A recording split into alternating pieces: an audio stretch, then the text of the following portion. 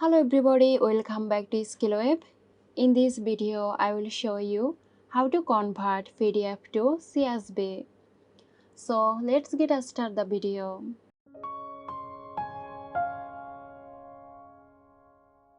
Open your web browser, search for PDF to CSV.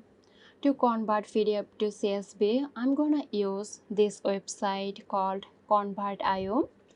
Click here, and once you are on the website, you can choose your files from different options.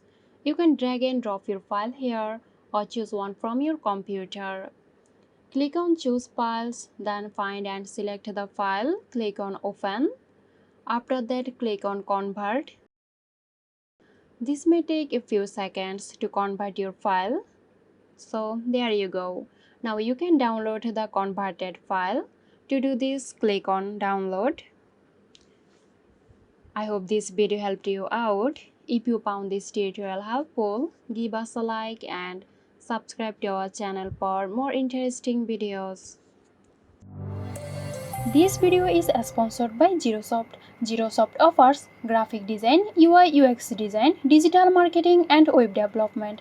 Elevate your brand with Girosoft today. For more details, check the description box.